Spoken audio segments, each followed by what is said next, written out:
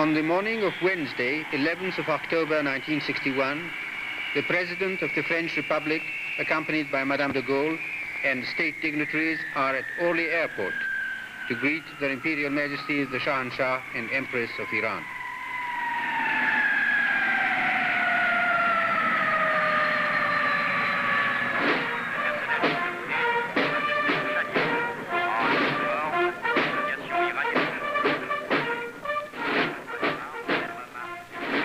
On the tarmac, the President welcomes his Imperial guests and introductions are made.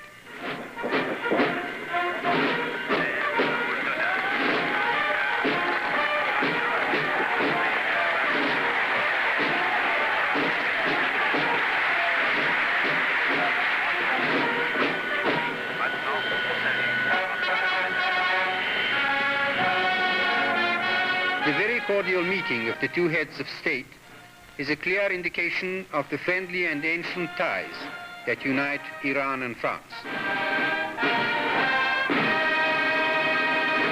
Riding in an open car and escorted by Republican guardsmen, His Imperial Majesty receives a thunderous ovation from Parisians lining the Champs-Élysées. At the Étoile, in the course of a moving ceremony, His Imperial Majesty lays the traditional wreath on the tomb of the unknown warrior, whilst the eternal flame is rekindled.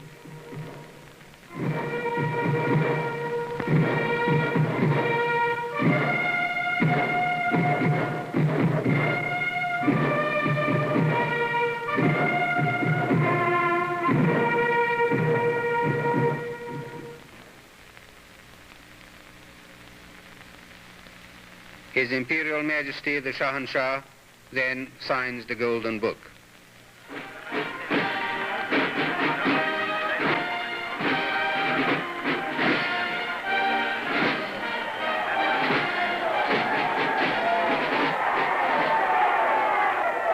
On his return from the ceremony, huge crowds lining the road again hail the royal visitor. The Élysée Palace, official residence of the President. At a private meeting of His Imperial Majesty and General DeGaulle, the two heads of the state exchange views on problems of today.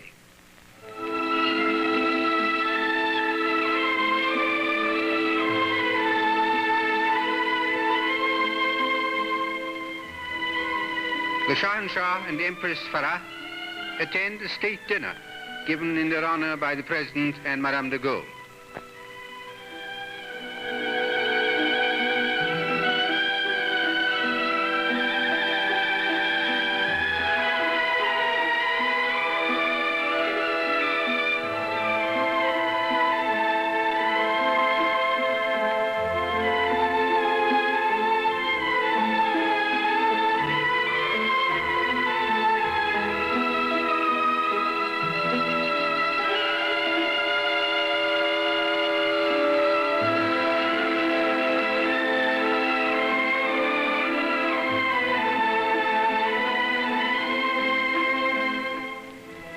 Her Majesty the Empress, accompanied by the French Minister of Culture, visits a collection of paintings at the Jeux de Paume Museum.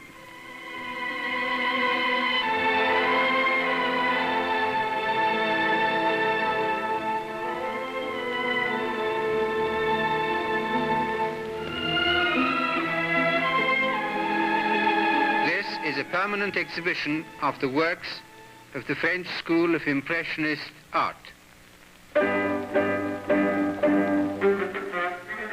At the French Nuclear Research Center at Saclay, a brief summary of the center's activities is given by the director.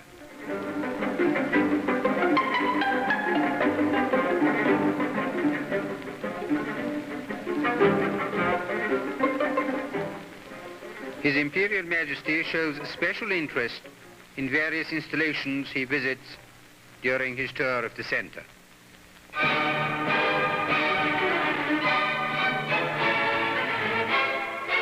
Several thousand Parisians assemble in the big square in front of the city hall to acclaim the Iranian sovereign and the empress.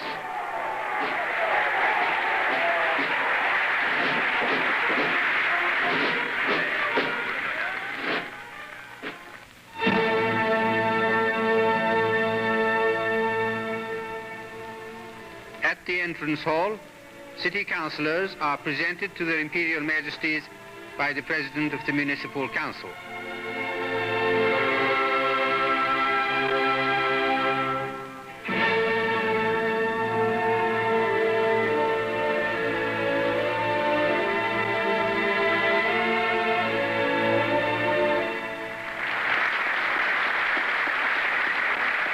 The President of the Council, in his address, refers to the magic of Iran which attracted so many French explorers in bygone days. His Majesty, in response, pays a very warm tribute to the city of Paris, which he refers to as the cradle of culture and human liberties. He adds that Iran and France are at one in their love for freedom and the respect for the rights of the individual.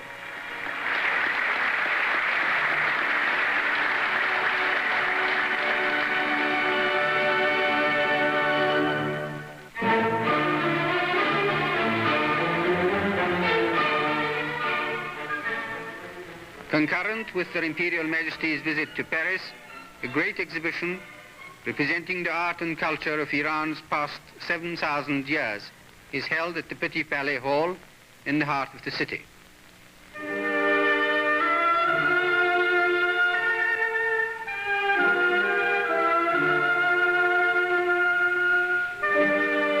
For the first time, this unique collection of masterpieces representing the initiative, ingenuity and resourcefulness of Iranian artists throughout the centuries, has been gathered under the same roof.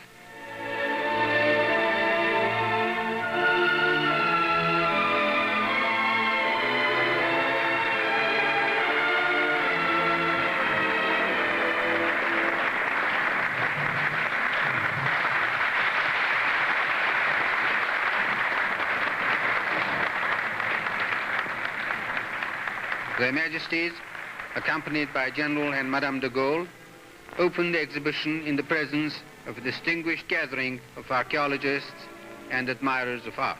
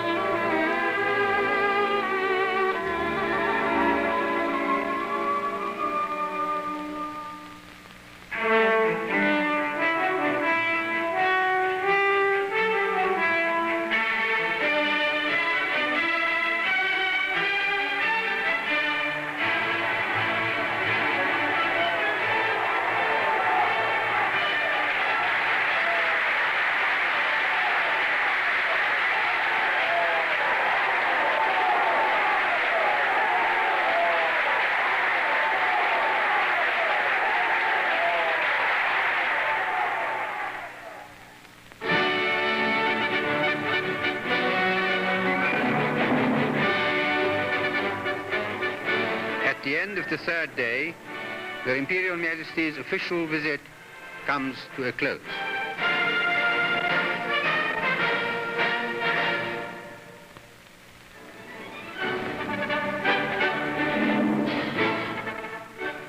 The Shah and Empress bid farewell to their gracious hosts.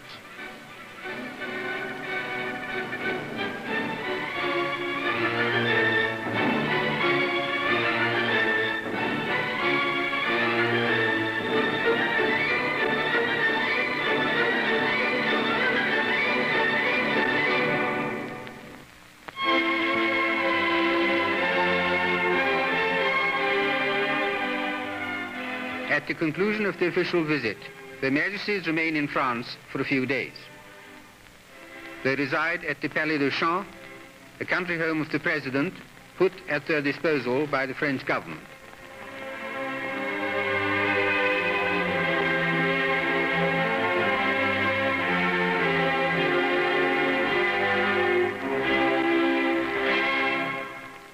In the presence of high-ranking officials of the Paris University and friends of Iranian art and culture, His Imperial Majesty lays the foundation stone of Iran House in the university city. In his speech, Shah refers to ancient cultural ties uniting the two countries and expresses gratitude to all French nationals who have assisted in the training and education of young Iranians.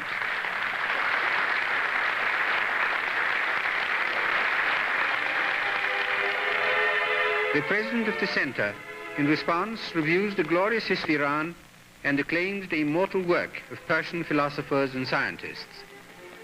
Iran today, he says, places she is at the junction of East and West, and subjected to continuous threats, plays a noble part in the maintenance of world peace.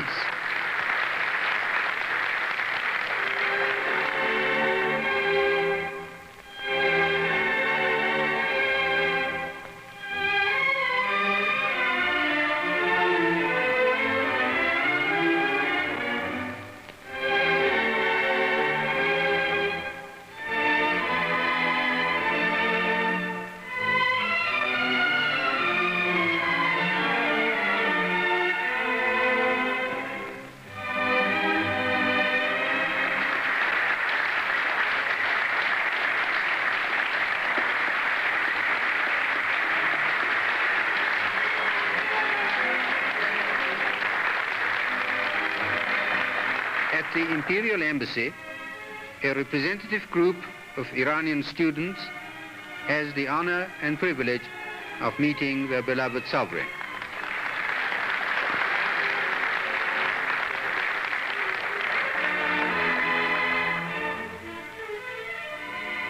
His Imperial Majesty, in a brief reference to the many development projects now in various stages of planning and execution, stresses Iran's ever-growing need for knowledge and experience in modern techniques.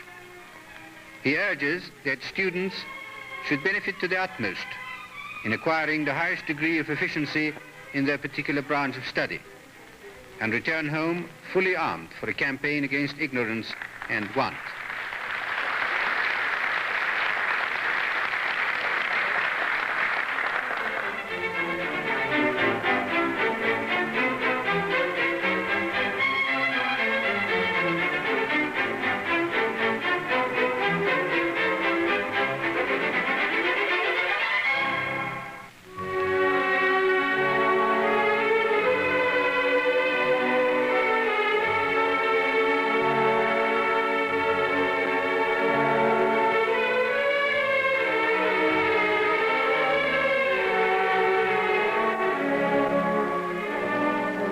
Their Majesties honor by their presence the annual ball of the French Ministry of the Navy. Ladies present are adorned by Farah roses, a particular species developed in honor of the state visit and named after the Empress.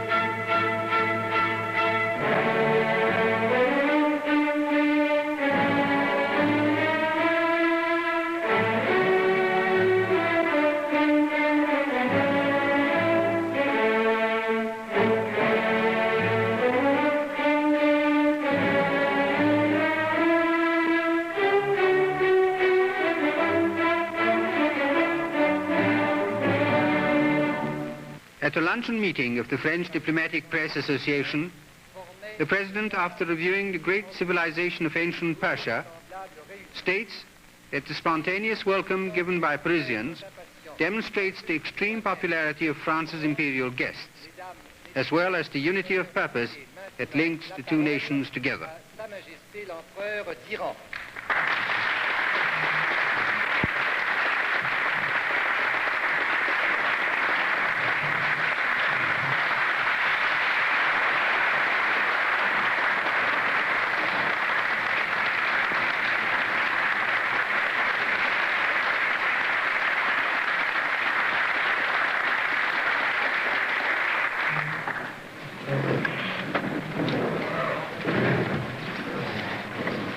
Président, Mesdames et Messieurs, c'est moi qui dois vous remercier. His Imperial Majesty, in the course of a lengthy address, states that Iran has no intention of resting on its laurels. No effort, he continues, is being spared to enable the country to catch up with the advanced nations of the world in the shortest possible time.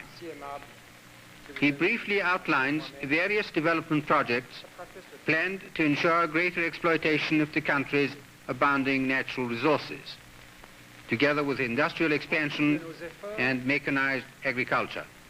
Nous avons besoin de la compréhension et de l'aide technique des autres pays. He concludes that such dreams can only be realized through peace and security, and it is his hope that men of goodwill shall establish a basis upon which a lasting peace can be built and safeguarded. Croissante et grandissante à travers les âges.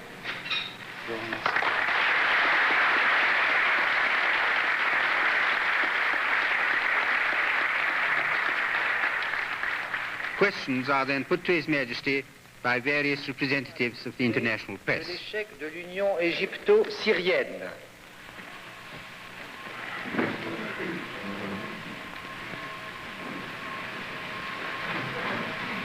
Nous nous étions étonnés lorsque cette union avait été proclamée il y a quelques années.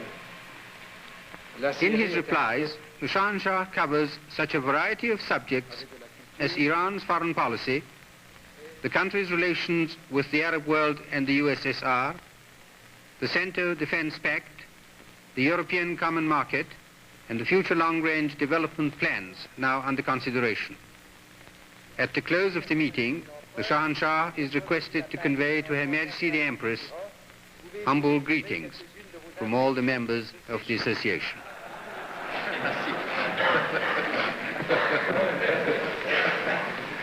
Je crois que je pourrais convaincre l'impératrice à vous donner cette réponse, peut-être écrite elle-même, qu'elle vous l'enverra avec plaisir.